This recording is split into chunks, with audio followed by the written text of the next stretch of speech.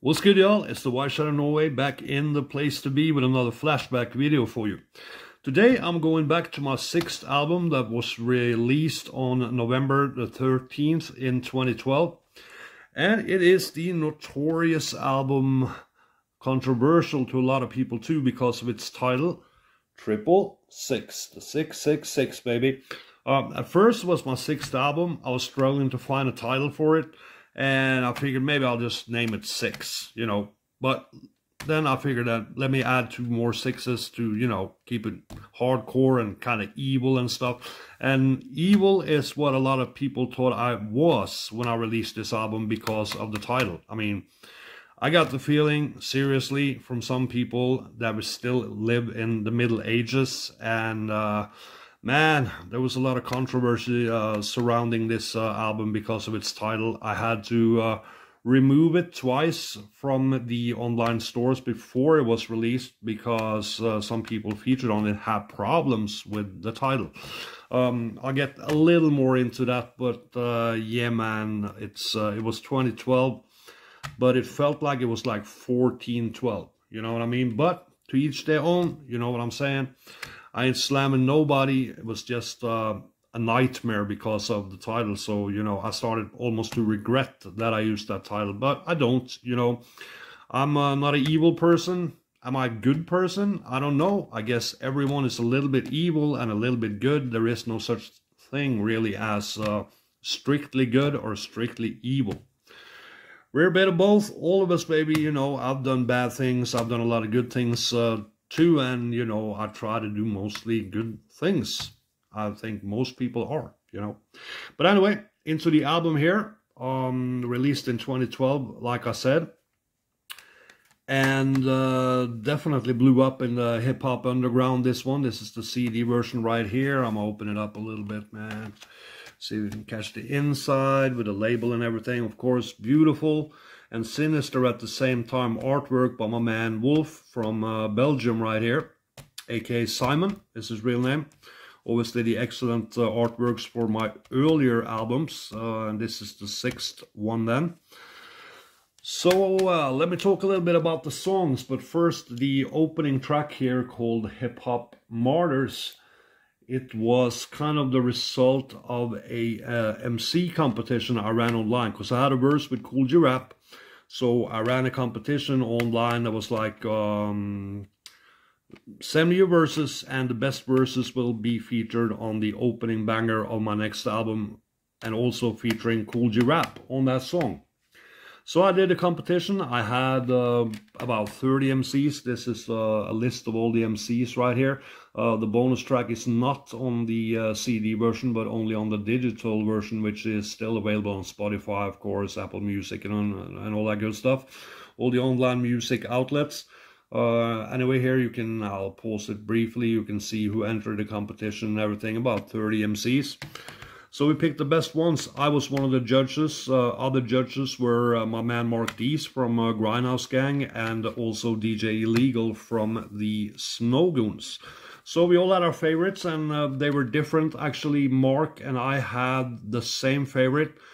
So that, that ended up really being the winner, but because of the title and him actually working at a church, or he was a priest or something, that was his real life 9-to-5 job, then he wanted no part of it because of the 666 title. Fair enough. So he backed out of the competition. So, we listened through the verses again, and we had to find a new winner.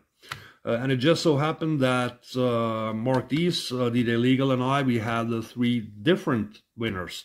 So I decided that, okay, we're gonna include all the 3 MCs, all our winners, on the opening track with Kool G Rap. So that's the way it turned out then. And I guess also there was a runner-up on it as well. I'll get back into that, a couple of runner-ups. But anyway, featuring Hip Hop Martyrs there, opening track featuring Absolute Carnage. That was DJ Legal's pick to win the competition. And Calligraphist and Formaldehyde, those were like our runner-ups. We all had them placed high and high enough to score enough points to make it to the song. And my pick for the winner was Jedediah Ben Zion, who just tore it up like crazy on this, I thought. So there you had it, 4 MCs then, and Cool G Rap on the opening banger featured artists there called Hip Hop Martis. Of course, hard to the core. I went even more hardcore with this than the previous album, Savage. And this is when I started doing shorter albums. I don't know, man. I just try to tighten everything up. I always used like the best beats I made within a year for my albums and mixed it up with some of the best old ones that I had in the vaults. And yeah, man, I tried to have the best possible MCs to fit for every song and do the best possible scratches I could on the songs and everything.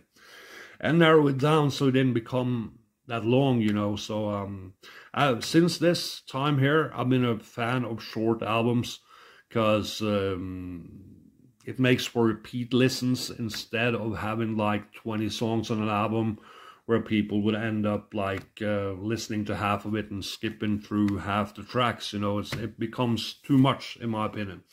So there is 12 songs on this, starting up then with Hip Hop Martyrs. The next one is the biggest, most well-known song from all of my albums, and that is a lot because of the features, but also because it's a raw hardcore banger, and that is Monumental, featuring my man Big Lim, who I did a joint adventure on this song as far as paying for the featured artist verses and everything. And we're not talking your average MCs on this, because it's got Immortal Technique and krs-one and Raekwon from Wu-Tang Clan on it. All tore it up on the verses, and it's a hardcore banger for real there. Monumental, definitely one of my best songs. Third song, Invasion of the Bravehearted, continued on the more cinematic, orchestral, epic type beat there, featuring my man Misk and krs-one of Clockworks in Boston, my man Son of Saturn, and also Jedediah Ben Zion on that one. Solid one to follow Monumental on the album there. Next up, track number 4, Guerrilla Warfare. That's actually the most successful song, the one that streamed the most after Monumental on this album, Guerrilla Warfare. Featuring my man Self-Titled, of course, of Army of the Pharaohs, LTP crew, and the Demigods. And also GQ, Ain't Nothing Pretty, my man King Magnetic, and Voorhees from the Problematics crew in Boston as well on a hardcore raw banger called Guerrilla Warfare. Next up, another hardcore joint, but a little more mysterious, dark type of beat there. Horror movie related, of course. Sampled it from a obscure horror soundtrack that was released back in the early 80s and only pressed in 1,000 vinyl copies numbered there. Track's called Enemy of the State, featuring my man Capital X, What Up, and Outer Space from AOTP crew as well. Capital X hooked that one up with Outer Space, and then I made a banger out of it too. Next up there, heading over to Cambridge, Massachusetts, featuring the Natural Born Spitters, or NBS. They were and are Snowguns affiliates, so we hooked up through the Snowguns there. And a track called Nightmare on Drunk Street. That's kind of course, the title is a take on Nightmare on Elm Street, and I came up with that title. And it's pretty much about fucked up shit that happens when you're drunk enough for fucked up shit to happen. Next up, another horror movie related title there with Poetical Poltergeists, featuring Big Shot, Capadonna from Wu-Tang Clan, my man Mark Canham X, and Mike Daly on that one. Just a more solid epic hip hop banger there. Desolate Fate is next, featuring Copyright and my man Mark Dees on that one.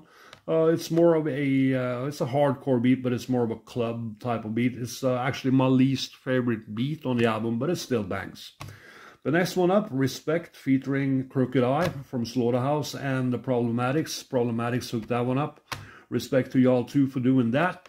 And it became another banger with a sample I always wanted to use since I was a kid. It was kind of hard to, put an effect to a beat and everything, but enough studio work and it worked out. Track number 10 is Necromancer Romantic, featuring my man Guilty Smalls and also Cannabis on that one, tearing it up as they always do. You know what I mean? So another hardcore boom bap banger there. Slowing it down, cooling out, mellowing out a little more for the last couple of songs here. The Last Rites featuring Fallen Angels, which is my man Seven's crew from Seven from North Carolina, also affiliated with Superstition. That's how I got in touch with my man Seven at first, by doing songs with him. I got in touch with him through my man Superstition as well there. Yeah, more laid back and what should I call it, more introspective, deeper type of joint there, The Last Rites. Talking about that, well, you know, and none of us gonna live forever. Even if we, some of us wish maybe we could, and some of us actually maybe believe that we can, especially when we're young and we feel immortal and untouchable and all that shit. But as you get older, you start realizing that life ain't eternal. Big surprise. Not, I guess, but that's the way it is. And that's what that song, The Last Rites, is about. Then a little bonus jam kind of after that, featuring my man Infinito 2017 from Chicago right there. On the jazzy tip, as we always do there, more soulful, funky, laid-back, jazzy beat there with a lot of parts to it. One of those beats that took me a long time to make, and it was definitely worth it, because the result is great on For the Real MC. That finished off the 666 album. This is the vinyl version that you see here. Got the feature sticker up here and the skull right here. Another meaning I had behind the 666 title, I mean, I took it kind of lightly, being it was my 6th album and just some dark, evil kind of hip-hop. But also, to me, it means death to the fake, because it's printed on the forehead of a skull, and 666 is really not the real number of the beast. It's 616 is the real number of the beast. So, kind of to symbolize death to the fake as well. They're keeping it real. You know how we do. The White Shadow Norway ain't a place to be, and family, we keeps it raw on the hip-hop shit, baby. So that's the vinyl version right here. Looking at the back, it's not all the songs, it's 9 of the 12 songs featured. And a big thanks list there. I'll post it a little bit. And info down here. Let me put my phone down again. I'll show the labels as well, as I always do in this video. Hope y'all having a good time out there. It's still summer. It's kind of sunny outside. I'm actually dying to go outside now. So I'm going to do that after I finish this video. Here you see the B-side label of the vinyl. Got 5 songs on there. And of course the A-side, that's the same as the CD label right there. This was released as well. Very limited edition. So if you have it, you're lucky. But at least it was released on wax. And I only have the 1 copy. So, you know, I put my phone down again while I put it inside the sleeve to treat it as carefully as I possibly can. And now we're back again with a little bonus vinyl featuring a couple of the songs from the 666 album on this, from the EP Killed by Death Volume 4, the White Shadow Then and Now EP, released by my people's Dope Fox Records. What up? In Milwaukee, they did a full EP on me. The other side is old tracks I produced when I lived in New York in the 90s that was unreleased, so they put it out because Dope Fox Records, they specialized in rare and unreleased hip-hop. And they're still putting out records, by the way. So, Monumental and For the Real MC from the 666 album is also featured on this vinyl. I'm the White Shadow Norway anyway, and I'm out of here, man. I hope you enjoyed this flashback to my 6th album, 666, and I'll catch you on the next one. Alright? The White Shadow, and I'm out of here. Yeah, man. Peace.